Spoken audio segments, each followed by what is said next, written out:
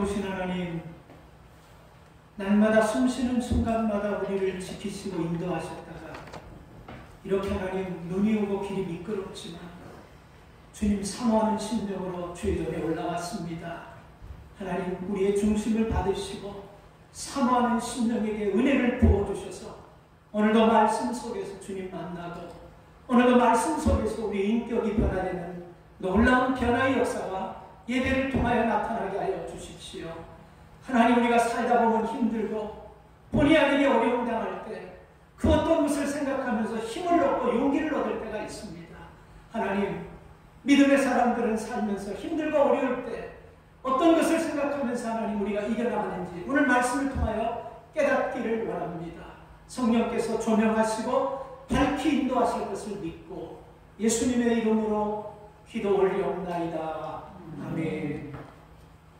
참 아이러니하게 성경에 여러분, 살인사건은요, 어떻게 보면 인류가 시작되면서 최초로 일어나는 살인사건은 창세기 4장에 보면 한 가족에서 일어난 살인사건입니다.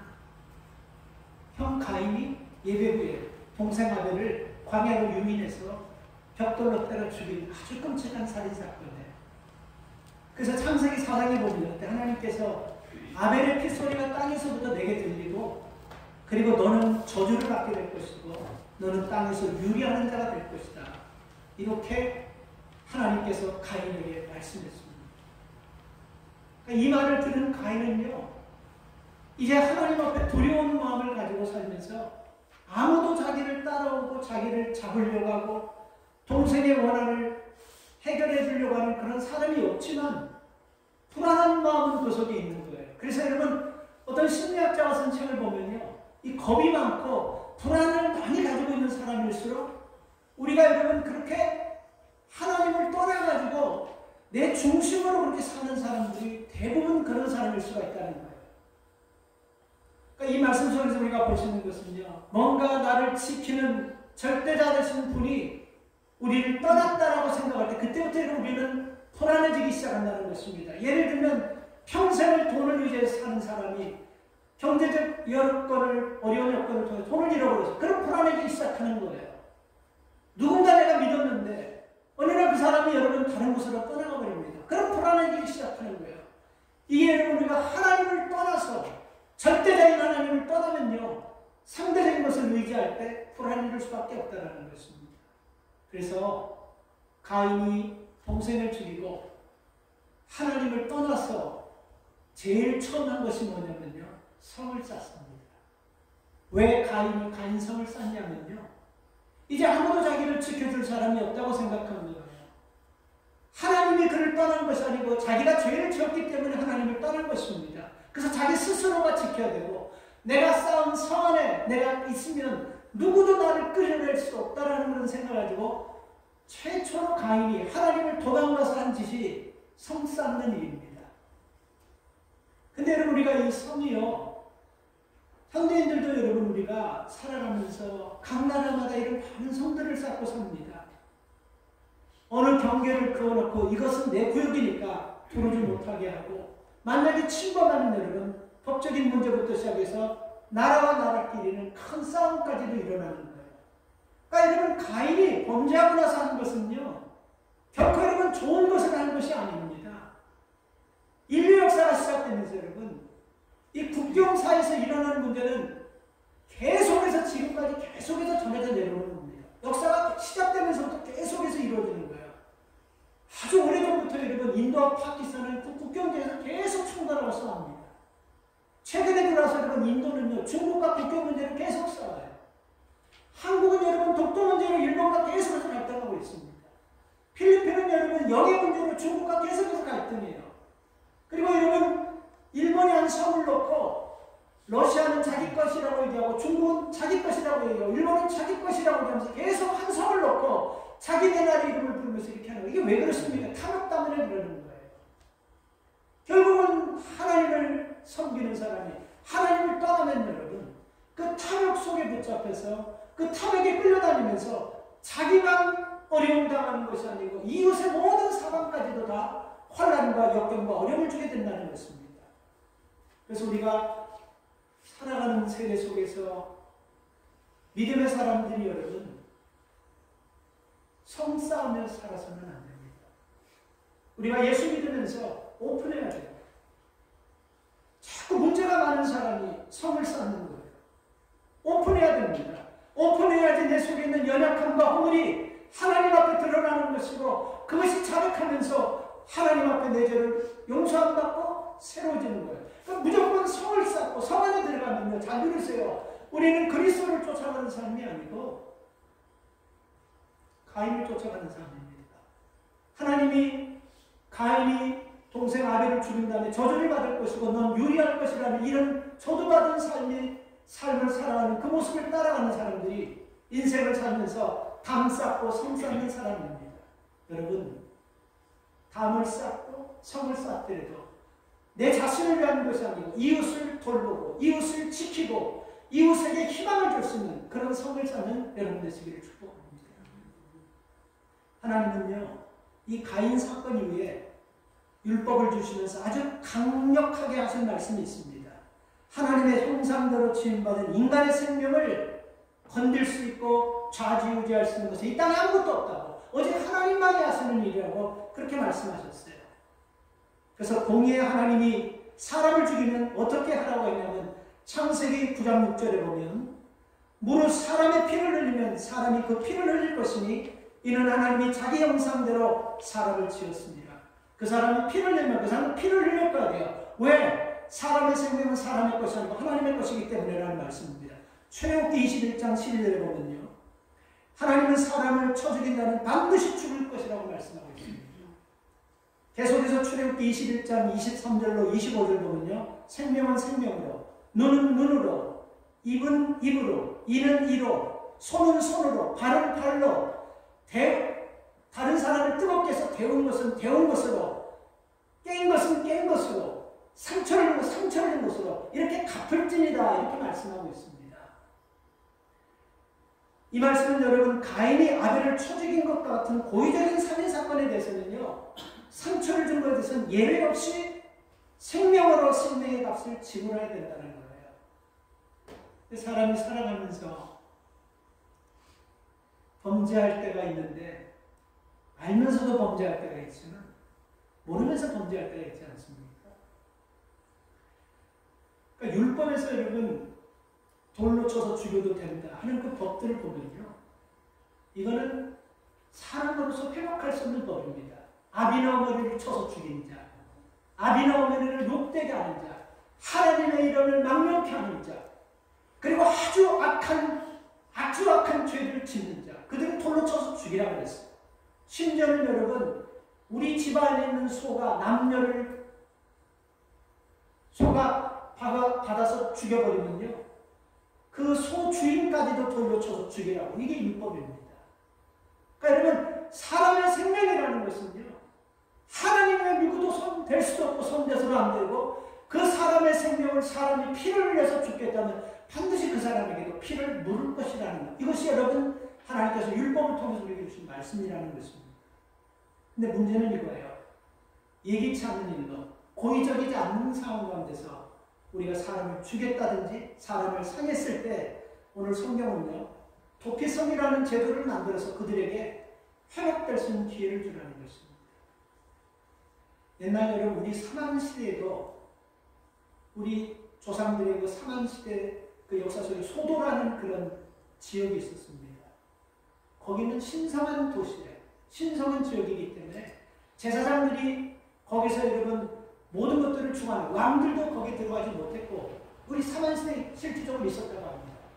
그래서 만약에 범죄한 사람들이 거기 들어갔다 할지라도 함부로 가서 끄집어내지 못하고 그 제사장에게 허락을 받고 나서 제사장의 손으로 그 사람이 인도했는 그런 도시가 우리나라에도 있었어요. 그리고 중세 유럽의 역사들을 보면요, 사람이 어떤 잘못을 저질렀을 때 기회를 받을 수 있는, 살 수 있는 그런 곳을 지어놓은 많은 그런 역사적인 그런 문헌들도 있습니다. 근데 더 놀라운 것은 이거예요. 이 말씀이 쓰여지기는 3,500년에서 한 3,800, 4,000년 정도 사이에 하나님께서 고의가 아니고 일부러, 이런 것이 일부러가 아니고 무의식 중에 실수로 해가지고 가지고 사람을 죽였을 때 그 사람을 살릴 수 있는 도피성을 줬다는 것은 어떻게 보면 이게 그냥 우리가 일반적으로 할 때 사람 죽였을 때 우리가 정상적인 재판을 받고 정상적인 절차를 거쳐가지고 우리가 회복될 수 있는 그런 장소를 얘기하는 것이 아닙니다. 이게 우리가 영적으로 보면요, 어느 누가 하나님 앞에 죄 없이 완벽하게 하나님 나라 갈 때까지 살 수가 있겠습니까? 그래서 로마 3장 10절에는 사도 바울이 이 땅에 죄 없는 사람 한 사람도 없다고 그랬습니다. 이것은 여러분 인간의 심성을 정확하게 꿰뚫었던 하나님께서 바울에게 주신 말씀이에요. 그래서 여러분 이 땅에 살면서 죄 없이 사는 사람이 하나도 없다는 것입니다. 근데 문제는 알고 짓냐 모르게 짓냐, 이게 의도가 굉장히 중요한 거예요. 모르고 사람을 죽였습니다. 오늘 이 본문 말씀을 보면요, 3절 말씀을 보니까요, 부지 중에 오살한 자, 이 말은 여러분 본의 아니게 실수로 사람을 죽인 겁니다. 그리고 그 3절 마지막에 보면 피해 보수자, 이건 뭐냐면요, 원수를 갚으려고 오살자를 따라다니는 사람을 얘기하는 거예요. 그 당시 나라의 역사의 흐름을 보면요, 보복법이라는 것이 있었습니다. 그래서 아까도 출애굽기 23장에서 말, 이에는 이, 눈에는 눈, 때린 것은 때린 것으로, 배운 것은 배운 것으로, 손을 상하게 하면 손을 상하게 하는 것으로, 발을 상하게 하면 발을 상하게 하는, 그렇게 갚아주는, 그게 보복법이었었어요. 그래서 여러분 어떤 사람이 자기 가족 중에 누가 한 사람이 모르고 실수해서 여러분 그 사람을 죽었습니다. 이 성질 급한 사람이 그 가족의 원한과 친지들이나 가족들이 그 원한을 갚기 위해서 그 사람을 죽이려고 갔는데 갑자기 칼 가지고 막 그냥 대들고 그러니까 무슨 일인지도 모르고 왜 그러냐고 막았는데 그냥 그대로 다 죽이는 거야. 왜? 보복법이 있기 때문에 한 사람을 죽였으면 죽여야 되는 것입니다. 그러다 보면 온 가족이 다 솔직히 다 희생돼 버리는 거예요. 그래서 이런 보복법, 이것을 여러분 하나님께서 없애기 위해서 이 법을 만든 거예요. 도피성이라는 것을 만든 겁니다. 근데 저는 여러분 2절 말씀에서 이 도피성을 만들 때 2절 말씀에 보면요, 참 제 마음에 와닿는 말씀이 있어요. 이스라엘 자손에게 고하여 이르되 내가 모세로 너에게 말한 도피성을 택정하여 3절 부지 중 오살할 자를 그리로 도망하게 하라. 이는 너희 중 피해 보수자를 피할 것이니라. 이게 무슨 말이냐면요, 이것은 여러분 우리가 만들 때 나를 위해서 만드는 것이 아니에요. 우리가 살다 보면 다른 사람들이 실수해가지고 어려운 일을 당할 때 그들을 지켜주기 위해서 만들라는 법이지, 내 자신이 어려움 당했을 때 내가 만들어 놓고 그 속에 들어가서 누구도 나를 끌어낼 수 없다, 이런 가인 같은 식으로 성을 만들라는 것이 아닙니다. 살아가면서 우리가 아까도 말씀드렸지만 모두가 다 범죄할 수 있고 본의 아니게 여러분 참 큰 실수를 할 수가 있어요. 우리도 언젠가는 그 도피성에 들어가서 본의 아니게 잘못한 것을 사함받을 수 있는 그런 조건이 될 수 있는 것입니다. 그래서 여러분 이걸 만들 때 자기 자신을 프로텍트하고 자기 자신의 허물과 모든 것들이 밝혀질까 봐 성 쌓고 벽 쌓는 것이 아니고 이웃의 허물을 덮어주기 위해서, 이웃의 위기를 덮어주기 위해서, 도와주기 위해서 도피성을 설하는 것입니다. 그러니까 굉장히 깊은 의미가 있다는 것이죠. 20절부터 21절까지 보면요, 이 도피성에 대한 말씀입니다. 이게 전부. 오늘 20장 1절부터 9절까지 읽지 않습니다. 전부 다 도피성에 대한 말씀이에요. 그리고 21장까지, 22장까지도 사실 여러분들 설명하는 것입니다. 이게 뭐가 도피성이 이렇게 중요합니까? 근데 이 도피성 얘기는 처음 하신 것이 아니에요. 그 전에 여러분 출애굽기 21장에서 하나님께서 모세에게 말씀했습니다. 그래서 오늘도 본문에 보면 모세에게 말한 그 도피성을 만들라고 이렇게 말씀하시지 않습니까? 본문에서. 민수기 35장에서도 하나님께서 도피성에 대한 도피성을 만들라고 해서 자세한 설명까지 줬습니다. 신명기 19장에 보면 도피성에 대해서 어떻게 해야 되고 어떻게 관리해야 되고 이것까지 자세하게 나와 있어요. 뭔데 도피성이? 뭔데 이렇게 중요하게, 뭔데 이 도피성 때문에 이렇게 많은 성경을 하려면서 이걸 만들어야 되나 한번 생각해 보시기 바랍니다. 지금 이 상황은요, 이스라엘 백성들이 참 힘들게 광야 40년을 참 우여곡절 끝에 거쳐 가나안 땅에 들어왔어요. 정복한 거예요. 하나님이 약속하신 그 땅에, 젖과 꿀이 흐르는 땅에 들어왔습니다. 이들이 얼마나 이들이 얼마나 마음이 놓였겠습니까? 거기까지 오는 동안 얼마나 많은 문제가 있었습니까? 그렇죠? 근데 들어왔어요. 들어와서 한숨 놓였어요. 그리고 나서 또 하나의 문제가 뭐냐면 이스라엘 12지파들이 땅이 다 분배가 돼야 되는 거예요. 근데 어떤 땅은 좋은 땅이 있고 척박한 땅이 있고 높은 산지가 있고 또 기름진 땅이 있고 이걸 하는 거예요. 이것을 땅을 분배하는 것들도 여러분 막 지파끼리 막 좀 다툼도 일어나고 그랬지만 우여곡절 끝에 여호수아가 참 지혜롭게 해서 땅 분배도 다 끝났어요. 그리고 이제 여호수아도 이제 좀 쉬고 싶은 마음으로 이제 그런 마음이 있었습니다. 그리고 이스라엘 백성들도 40년 동안 광야에서 살았기 때문에 이제는 하나님께서 약속하신 젖과 꿀이 흐르는 땅에서 편안하게 가족들끼리 그렇게 좀 살고 싶은 마음을 갖고 있는 거예요. 그런데 여러분 하나님께서 오늘 본문을 통해서 모세에게 얘기했던 토피성을 너희가 쌓아 이렇게 말씀하고 있다는 것입니다. 그래서 1절과 2절 말씀을 보면 그 말씀인 것입니다. 그래서 여러분 이 도피성을 쌓을 때 중요한 말씀이 여러분 여기서는 너희를 위하여 쌓아라. 이 도피성이 나를 얘기하는 것이 아니고 너희 다시 말하면 제3의 인물 그들을 위해서 여러분 도피성을 쌓아라는 것입니다. 그래서 출애굽기 21장이나 민수기 35장, 16기 19장에 보면 참 과감도 아니에요. 이 잘못해가지고 실수해서 사람을 죽인 사람이 도피성을 찾아가기 위해서 그 도피성을 얼마나 공들인다는 신명기 19장 3절인가 그 말씀을 보면 우기가 끝나고 봄이 되면 백성들로 하여금 도피성 가는 길을 다시 깨끗하게 닦으라고 이렇게 얘기했어요.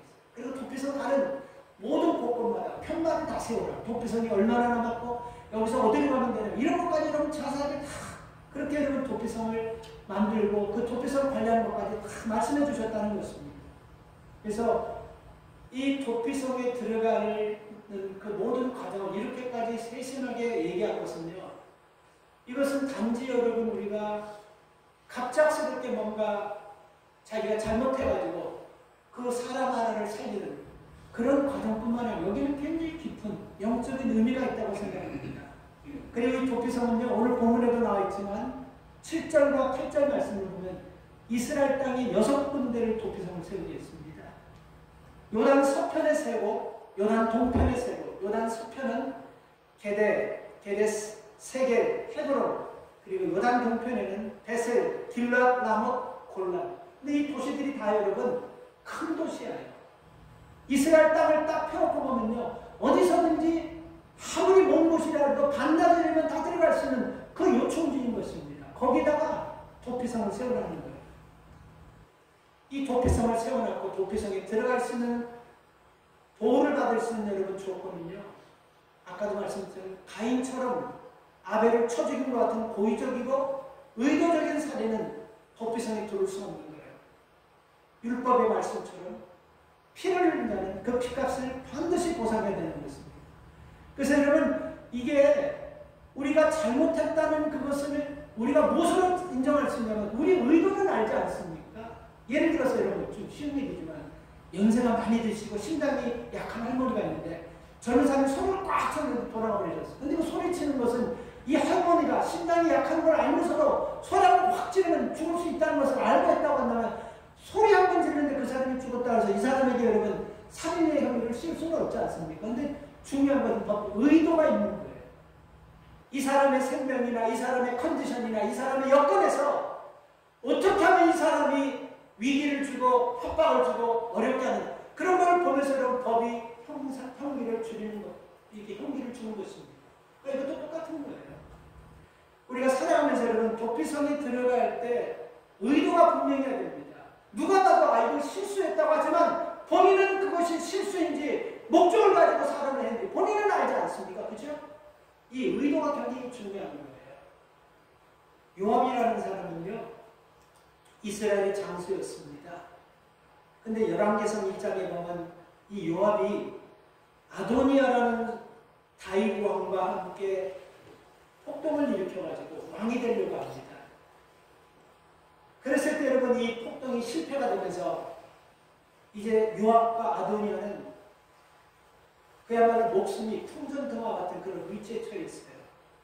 그때 이들이 우리가 어떻게 하면 살까 하고 제사장에게 얘기를 해서 성소에 들어가서 제단 뿔을 잡습니다. 근데 그 율법에 보면 레위기에 보면 제단 뿔을 잡으면 누구도 함부로 들어갈 수 없고 제단 뿔을 잡으면 누구도 그 사람을 건질 수가 없는 게 법이에요. 근데 요압과 아도니아를 끌어내가지고 무비세라는 장수가 죽여버립니다. 왜냐하면 의도가 분명하기 때문에 자기들이 쿠데타를 일으켜서 왕을 죽이고 그리고 자기들이 그런 악한 일을 하는 의도가 분명하기 때문에 제단 성전의 뿔을 잡아서도 끌어내서 죽였습니다. 그러니까 이게 의도가 굉장히 중요한 거예요. 그래서 여러분 이 가인처럼 우리가 의도를 가지고 한 사람은 이 도피성에 들어갈 수가 없어요. 그리고 이 도피성 들어가는 게 여러분 만만치 않은 것이요. 이 도피성에 들어가는 조건이 이겁니다. 자신이 죄인임을 인식한 자만 도피성에 피할 수 있는 거예요. 여러분 부지 중에 실수로 살인을 했다 할지라도 사람을 죽인 건 죽인 거예요. 그렇지 않습니까? 도의적인 책임은 있는 거예요. 사람을 죽인 거예요. 이렇게 사람을 죽이면 아까도 말씀드렸지만 그 당시 보호법은요. 가족이나 친지들 중에서 우리 가문에 피를 흘렸기 때문에 저 사람도 죽여야 되는 그것이 그 당시 법이었습니다. 그래서 아까 너무 무리해가지고 한 사람 죽이러 갔다 온 가족을 다 죽여버릴 수 있는 거예요. 더군다나 여러분 권력이 있고 힘이 있는 사람이 자기 가문에 누구 하나를 손대면 자기 권력과 힘을 가지고 그 지역의 모든 사람을 다 죽여버릴 수 있는 거예요. 그래서 하나님께서는 이런 잘못된 이 보호법, 이런 피해 고리를 끊어내기 위해서 하나님께서 도피성을 만들게 한 것입니다. 그래서 도피성에 들어갈 때는 여러분 우리가 분명한 것은 내가 자신이 죄인임을 알아야 돼요. 도피성에 들어갈 수 있다는 여러분 무슨 뭐 부자나 권력이 있고 힘이 있고 빼기 이런 사람이 아니고 내가 죄인입니다 하는 사람이 도피성 찾는 거예요. 내가 죄인이 아니다라고 한다고 한다면요 도피성 찾을 필요도 없어요. 내가 죄인입니다 라고 하는 자는 도피성. 자, 이 도피성의 실체가 여러분 그저 부지 중에 잘못해서 사람을 죽이고 정상적인 재판을 받을 때까지 보호받는 그런 정도의 수준이 아니라는 거. 이거 첫 번째 아셔야 됩니다. 내가 죄인입니다라는 걸 깨닫는 사람이 도피성을 찾는 겁니다. 또 하나는 절박한 심령으로 찾는 것이 도피성이에요. 자 보세요. 부지 중에 잘못해서 실수로 사람을 죽였어요. 그 당시 보복법에서는 그 죽인 피 흘린 사람의 피값을 찾는 것이 법입니다. 그래서 이 사람을 죽이기 위해서 그 가족이나 친구들이 막 지금 쫓아오고 있어요. 근데 쫓아오는데 이 사람들에게 잡히면 죽는 거예요. 근데 이런 사람들이 이 도피성을 찾아가는 사람이 어떻게 갔겠습니까? 천천히 사방 구경 다 하면서 이 일 참견하고 저 일 참견하고 아니 전력을 다하는 거예요. 여기서 잡히면 죽냐 아니면 내가 실수하는 것을 용서하고 다시 기회를 얻어서 살 수 있냐 굉장히 중요한 거예요. 그러니 여러분 이런 가운데서 누가 자기를 쫓아서 죽이려고 할 때 우리가 어때? 전력을 다하는 거예요. 도피성을 찾는 사람은요 전력을 다해서 찾는 것입니다. 여러분 우리가 아셔야 돼요. 우리의 삶 가운데 우리의 모든 허물과 죄악을 용서하시고 우리를 구원해 주시고 우리에게 생명 주시는 분은 예수 그리스도입니다. 그렇죠? 우리가 예수 그리스도를 찾을 때 전력을 다해서 찾아야 돼요. 그렇지 않으면요 우리가 이런 예수 그리스도를 떠난 자리에서 우리가 주님을 떠나고 세상에서 내 방법과 내 뜻대로 살면요 왜 우리가 이런 불행해지는 결과는 사탄이 오는 사람처럼 삼킬 자를 찾고 있는 듯하게 반드시 걸리고 말기 때문에 그렇습니다. 그러니까 우리가 주님을 찾을 때요 마치 내가 죄인임을 고백하고 내가 죄인임을 깨닫고 이 죄는 주님 품이 아니면 용서받을 수 없다는 그런 절박한 심령 가지고 이건 잡히면 마귀에게 잡히면 그 자리에서 끝나는 것인데 내가 끝까지 살아나서 하나님 앞에 용서를 받고 다시 살아있다는 이런 절박한 심령 없는 사람은 도피성 되지 않습니까? 오늘날의 도피성은 교회예요. 예수 그리스도입니다. 또 하나 여러분 도피성에 들어가는 사람은요 반드시 자기 죄를 고백하게 돼요. 6절 말씀을 보면요 그 살인자가 회중 앞에 서서 재판을 받기까지나 당시 대제사장이 죽기까지 그 성을 요구하다. 자, 이 말이 뭐냐면요 도피성에 들어가는 사람은 두 가지를 거쳐야 합니다.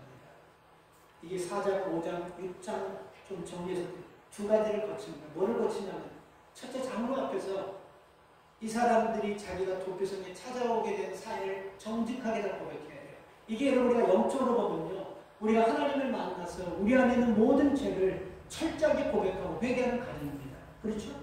우리가 믿음 생활하다 보면 예수님을 만나게 되고 예수님을 만나면서 제일 먼저 내가 치어야 될 이 문제가 뭐냐면 내 속에 예수를 믿기 전에 지었던 모든 죄들을 철저하게 얘기하는 거예요. 그래서 도피성은요, 어떻게 보면요, 제사장 앞에서 내가 이 도피성을 찾아온 이유를 정직하게 철저하게 털어내놓아야 되듯이 마치 우리가 주님 앞에, 이 도피성 되는 주님 앞에 살기 위해서 내 죄를 자복하는 그런 과정과 비슷한 것입니다. 그래서 두 번째 편을 갔습니다. 정직하게 내가 이 일이 어떤 의도를 가지고 했냐, 아니면 무의식 중에 잘못 실수로 오인해서 사람을 죽였냐, 이것을 정직하게 얘기해야 돼요. 그리고 장로들이 그것을 결정한 다음에 도피성에 집어넣을 수 있냐 안 집어넣을 그걸 결정하는 거예요. 그 결정돼서 딱 들어가면요, 또 한 번 재판을 받게 됩니다. 우리 가족 중에, 우리 가문 중에 누구 죽은 사람이 있는데 너무 억울하다. 근데 그 사람이 살려고 여기 도피성에 그 사람을 꺼내달라 할 때 한 번의 기회를 줍니다. 그 사람을 데려다 놓고 도피성에서 꺼내가지고 장로들이 군중들 앞에서 정직하게 이 사람이 얘기하게 하고 다시 재판을 하는 거예요. 이게 두 번째 재판이에요. 그래서 많은 군중들 앞에서 한다는 것은 클리어하게 누구의 어떤 한쪽 편에 기울어짐이 없이 바르게 하기 위해서 여러분 제사장이 불러놓고, 장로들이 불러놓고 이렇게 하는 거예요. 그래서 누가 봐도 이것은 실수였고 이것은 의도가 전혀 없다고 그 사람은 도피성에 들어가면요, 그때부터는 누구도 그 사람을 도피로 끌어낼 수가 없는 것입니다. 그래서 이 도피성의 제도를 여러분이 보면요, 이게 참 영적으로 보면요, 우리가 오늘날 이 도피성은 여러분 우리가 하나님 품이고 우리가 주님 품이라는 것을 우리가 참 처절하게 느낍니다.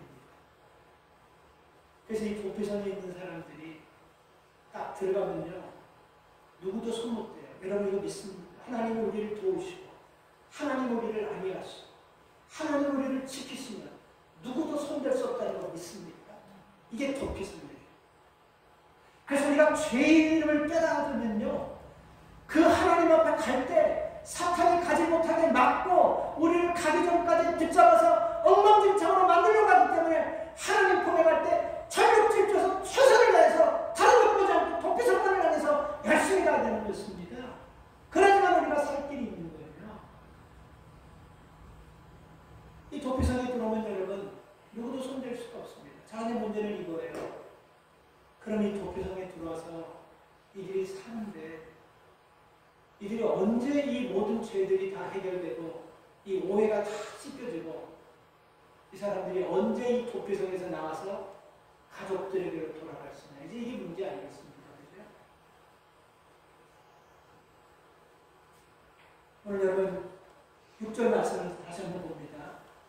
그 살인자가 회중 앞에 서서 재판을 받기까지나 당시 대제사장의 죽기까지 그 성읍에 거하다가 그 후에 그 살인자가 본 성읍 곧 자기가 도망하여 나온 그 성읍에 자기 집으로 돌아갈지니라. 여기 무슨 말씀이 있습니까? 제사장이 죽기까지. 제사장이 죽기까지. 대제사장이 죽기까지. 이 말은 뭡니까? 대제사장이 죽으면 억울한 일로 본의 아니게 살인을 해서 도피성에 들어간 사람은 그 도피성 안에서 먹을 것, 입을 것, 기거할 것을 다 먹어갔습니다. 그러다가 이 대제사장이 그의 죽으면, 대제사장은 많은 제사장 중에 한 해에 한 사람씩 제비를 뽑아가지고 모든 예배를 주도하는 가장 높은 사람이에요. 그 사람이 죽으면, 아까 도피성이 이스라엘 경례 몇 개 있었다고 그랬죠? 동편에 3편, 서편에 3개, 6개 있는 모든 도피성에 있는 사람들이요, 전부 다 해방되는 거예요. 도피성이 10년 있었던, 20년 있었던, 그 도피성에서 얼마나 잔인하게 실수해서 사람을 죽였던 그 사람이 과거에 어떤 아무 짝에 소용이 없는 거예요. 대제사장이 죽으면 이들이 해방되는 거예요. 전부 다 집으로 가는 거예요. 누구도 여러분 이 사람을 건들 수 없는 것입니다. 참 희한한 법이죠. 여기서 말하는 대제사장은 누굽니까? 히브리서 4장에 보면 대제사장 되시는 예수 그리스도다 이렇게 말씀하고 있습니다. 그래서 여러분 우리가 이 땅에 살면서 믿음으로 살다가도 믿음으로 살기 전에도 우리는 죄와 항상 함께 이렇게 살아가는 겁니다. 죄 짓고 우리가 살아갈 수 있어요.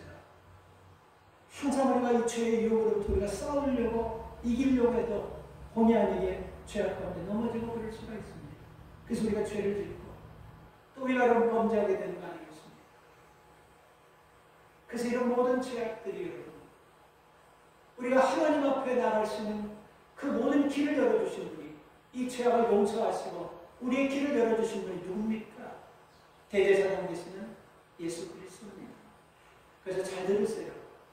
예수님께서 십자가에 죽으심으로 우리 죄가 사라졌다는 거예요. 그래서 자유함을 받았다는 것입니다. 이건 누구도 여러분 아니라고 할 수 없는 거예요. 대가를 철저하게 값을 지불하셨습니다. 그래서 이 도피성은 예수님의 품이고 그리고 이 도피성에서 나갈 수 있는 길은 딱 한 가지 대제사장이 죽을 때 자유를 얻는 것처럼 우리의 죄를 위해서 예수님께서 십자가 못 박에 돌아가셨습니다.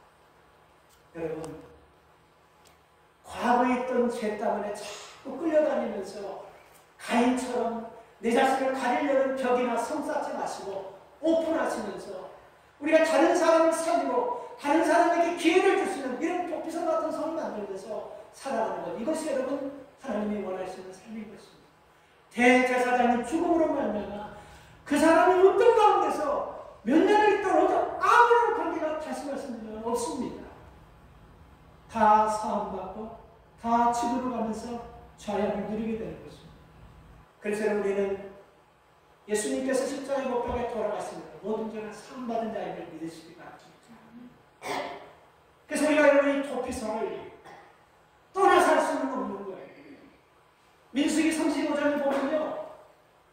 도피성이 있던 자가 만약에 도피성을 여러분 벗어나면 어떻게 되냐면 참 정확하게 나와 있어요. 이 도피성에 있던 사람이 지 스스로 도피성을 떠나서 밖으로 나오잖아요. 그러면 보수자가 와가지고 항상 이 사람 틈만 보면 원수를 갚으려고 하는 사람이 딱 있다. 이 사람 보수자가 밖에 나와보면 그냥 죽여도 절대로 살인죄에 대한 그 문제가 생기지 않는 것입니다. 그 보수자는 거기 있을 때 보호를 받는 거예요. 나오면 여러분 죽는 거예요. 오늘 우리는 도피성과 같은 예수 그리스도의 통에 있을 때 사는 것입니다. 정신 차리셔야 돼요. 주님을 떠나면요 반드시 타겟이 되는 것이고 반드시 잡히게 되는 것이고 반드시 사탄에게 무너지게 되는 것입니다. 예수님의 제자들도 말씀을 떠나버릴 때는 다 시험들어버렸어요.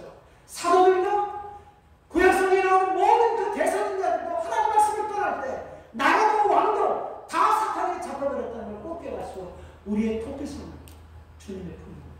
그리고 그 품에서 죄사함을 받은 믿음의 사람답게 우리가 주님의 영광을 드러내면서 사는 자유함을 누리며 사는 여러분들이 되시길 주님의 이름으로 축원합니다. 하나님 감사합니다. 이렇게 하나님 우리를 위해서 토피성을 만들어 주시고 부지불식간에 우리가 잘못하여 진 죄까지도 세상 사람들은 손가락질하면서 정죄하려고 하지만 하나님은 그곳에서 다시 한번 기회를 주시고 용서해 주셔서 주님 품 안에서 새 생명 주시게 하는 그 토피성 우리가 이것을 떠나지 않게 하여 주시고 하나님 우리가 이 토피성을 철저하게 찾으면서 간절하게 찾으면서 그 안에서 주님과 동행하는 복된 생애가 되게 하여 주시옵소서. 주님 과거 우리가 알고 졌던 죄건 모르고 졌던 죄건 우리 주님 십자가 못 박혀 죽으시면서 다 사해 주셨습니다. 우리가 이 믿음 가지게 하여 주시고 주님 안에서 영원히 토피성을 떠나지 않고 동행하며 자유함을 누리는 그런 주의 복된 자녀들 되게 하여 주시옵소서. 감사드리며 예수님의 이름으로 기도 올려옵나이다. 아멘.